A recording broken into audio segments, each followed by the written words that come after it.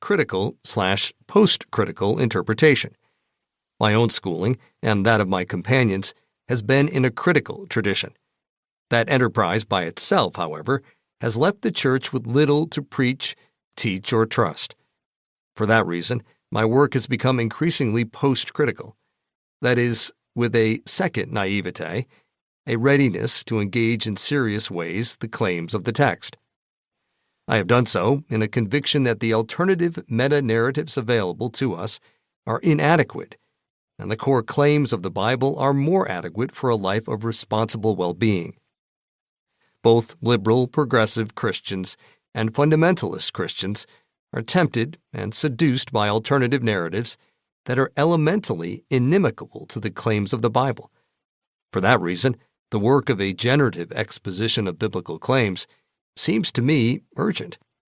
Thus, I anticipate that this series may be a continuing invitation to the ongoing, urgent work of exposition that both makes clear the singular claims of the Bible and exposes the inadequacy of competing narratives that, from a biblical perspective, amount to idolatry. It is my hope that such continuing work will not only give preachers something substantive to preach and give teachers something substantive to teach, but will invite the Church to embrace the biblical claims that it can trust and obey. My work has been consistently in response to the several unfolding crises facing our society, and, more particularly, the crises faced by the Church. Strong market forces and ideological passions that occupy center stage among us sore tempt the Church to skew its tradition, to compromise its gospel claim, and to want to be like the nations. See 1 Samuel chapter 8, verses 5 and 20. That is, without the embarrassment of gospel disjunction. Consequently, I have concluded, over time, that our interpretive work must be more radical in its awareness that the claims of faith increasingly contradict the dominant ideologies of our time. That increasing awareness of contradiction is ill-served by progressive liberal accommodation to capitalist interests, or, conversely, it is ill-served by the packaged reductions of reactionary conservatism. The work we have now to do is more complex and more demanding than either progressive liberal or reactionary conservative offers. Thus, our work is to continue to probe this normative tradition that is entrusted to us, that is elusive in its articulation, and that hosts a holy agent who runs beyond our explanatory categories in irascible freedom and in bottomless fidelity.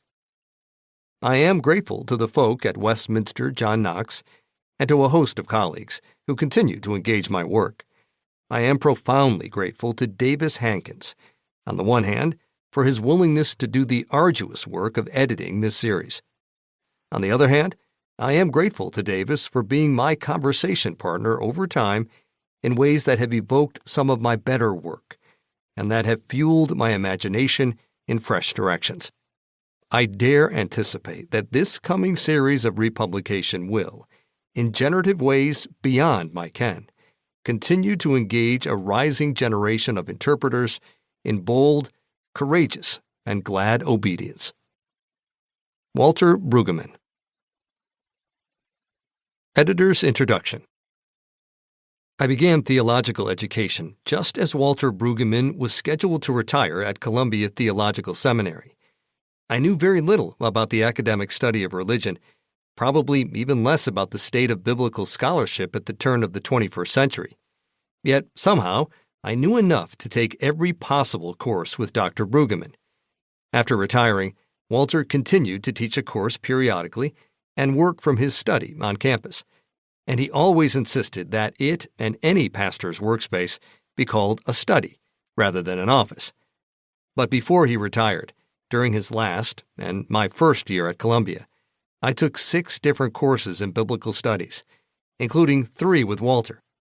In my memory, I spent that academic year much like St. Thecla, as she sat in a windowsill and listened to the teachings of the Apostle Paul. According to her mother's descriptive flourish.